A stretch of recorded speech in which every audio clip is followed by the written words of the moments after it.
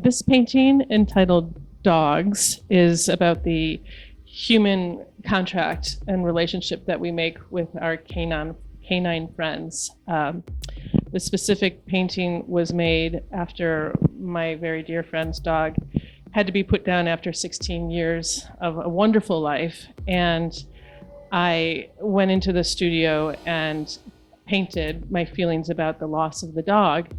I think that in here it's very bold and very direct. I call these kinds of paintings that I do content paintings because they have a specific meaning to me. Other paintings that I do are more textural and more abstract, but this one in particular was dedicated to Riggins, the name of the dog, and my two dogs are intertwined underneath, upside down.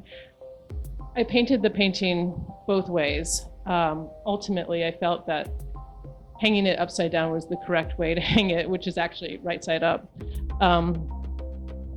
At the bottom of the painting, I wrote, "Go fuck yourself," because I was very angry that the dog had to die.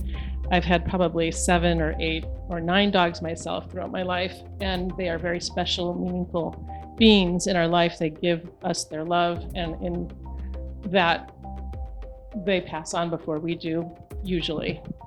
However, having such a blunt message of anger, I sort of made a spoof on it, and it says, "God, duck yourself." God being dog backwards. I have D-O-G here as well, which obviously is God backwards. And then for those of us in America, when you write the swear word, F word, often your text will come out, say duck, because texts don't read. So I always infuse a little bit of humor into my angst of my paintings. This also represents the cages that we put the dogs in order to domesticate these beasts, in order to make them companions for us.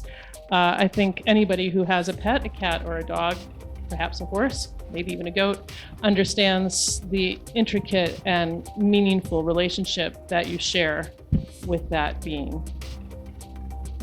When I sent the painting to PAKS Gallery, it was pointed out that there was some damages on the frame, but this painting actually was another painting that a friend had given to me. Somebody had discarded it, was going to throw it out.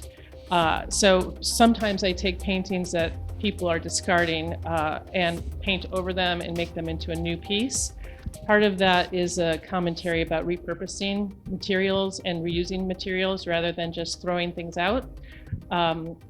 Most of my work is very political, and often it's about the climate.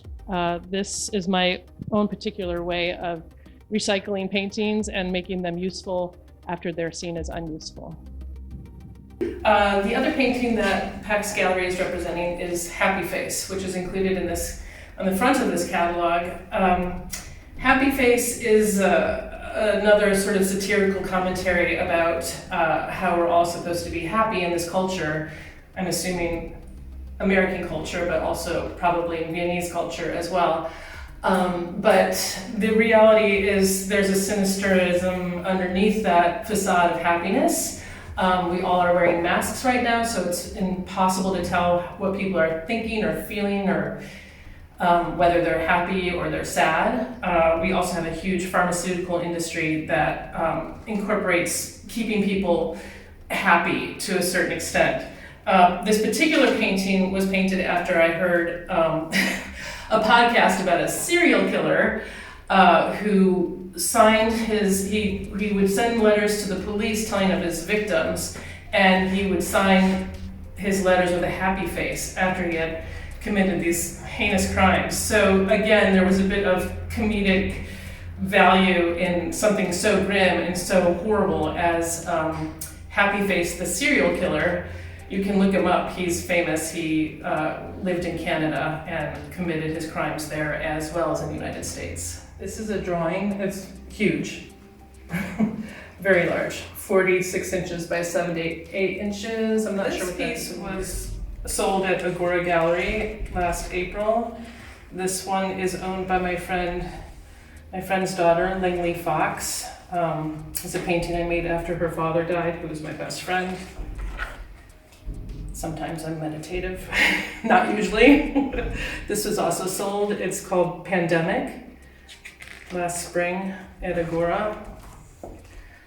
This painting is 9 by 12 feet. It is the largest painting I've made. And this one is actually in the collection of Alex and Allison Gray.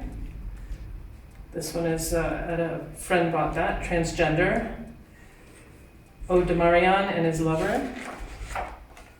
And this was a series of drawings I did, dead birds, again, referring to climate change and the how migrant birds are disappearing because they don't have habitats to live in and they are dying, unfortunately.